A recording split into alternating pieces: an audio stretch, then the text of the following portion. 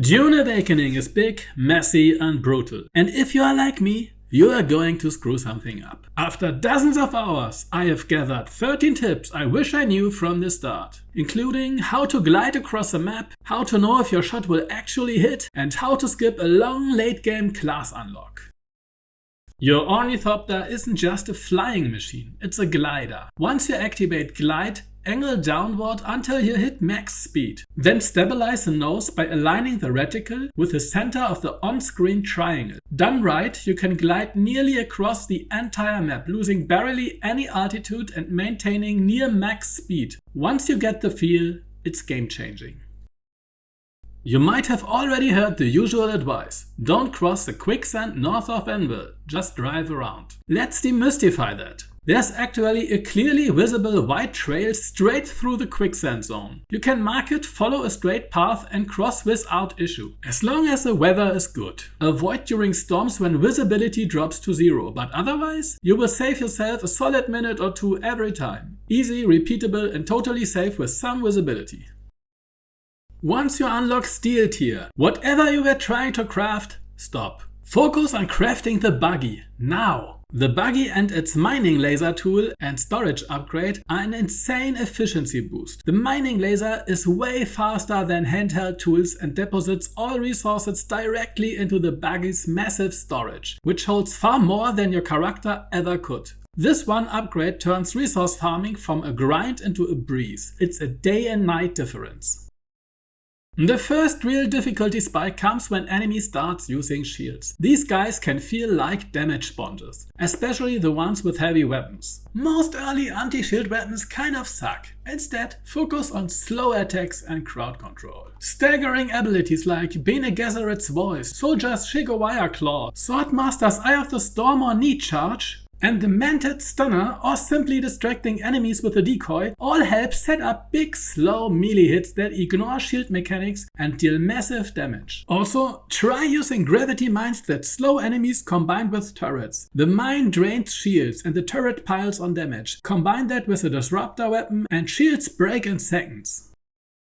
Your early quests will nudge you north, into the next region. That quest chain basically forces you to abandon your first base. The starter zone has no unique resources, so there's no real reason to keep an outpost there. And once you cross into the next area, there's a 900-meter trek between zones. So if you overfarm materials early on, you will either leave everything behind or spend ages driving back and forth. So keep in mind, build only what you need to survive and move on. When your bike storage is already half full and you are planning to hit a few more outposts, you can't just pack it up in your inventory. But here's the trick. Park your bike in a rocky nook or crevice where the tooltip says cornered. This tag means the bike is protected from sandstorm damage. Important, sheltered only protects your character, not your vehicle. Normally you would need to rush back to rescue your bike when a storm rolls in, but if it's cornered, it's safe. So before you leave your ride behind, check the tooltip, it can save you a ton of stress and scrap. You can't start doing heavy questing right away, but you will regret it. Travel is slow in the early game, and the world is big. If you prioritize getting an ornithopter first, you will massively speed up every quest that follows. Luckily, questing doesn't really help you get the ornithopter, so you can skip ahead without worrying about breaking progression. This one is subtle, but super useful. When you aim a ranged weapon and hover your crosshair over an enemy, a small inner reticle appears if they are within range. No marker? That target is too far, and your shots won't land. It's a small visual cue, easy to miss, but once you notice it, you will start landing a lot more shots and waste a lot fewer bullets.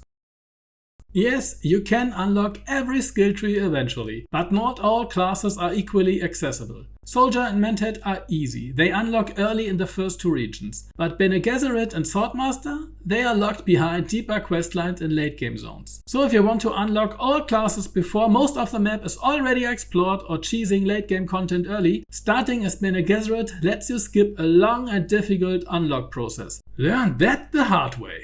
Speaking of ornithopters, if you fly above 750 meters, your fuel starts draining like crazy. You will burn through a full tank in seconds and potentially crash down in the middle of nowhere. I learned that the hard way when I got a phone call mid-flight, climbed too high without noticing, and looked back just in time to see my ornithopter tumble down a mountain. Almost full on fuel, completely drained in seconds. So yeah, stay around 700 meters or lower if you want to keep your full efficiency intact.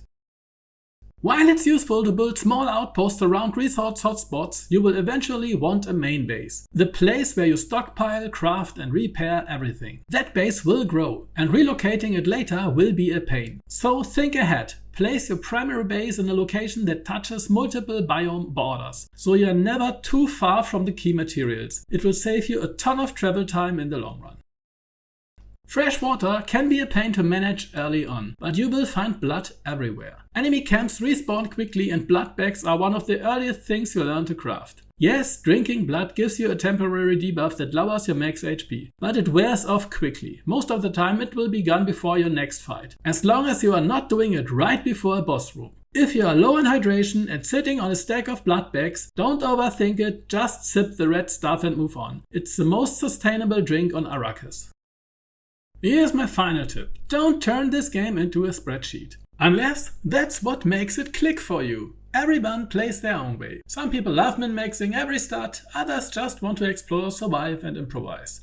Both are valid. Just don't lose the fun in the process. I've built bases I later had to drag across warm-infested desert twice. I picked the wrong starter class and brute-forced late-game quests just to unlock it. I tested skills that fell flat against shielded enemies and got frustrated more than once. And I still had a great time. Dune Awakening can be optimized, but it's better when you find your own rhythm. Mess around, explore, fail a bit. You're on Arrakis, enjoy it. If you found these tips helpful, drop a like or share the pain of dragging copper across the map in the comments. Full review coming soon.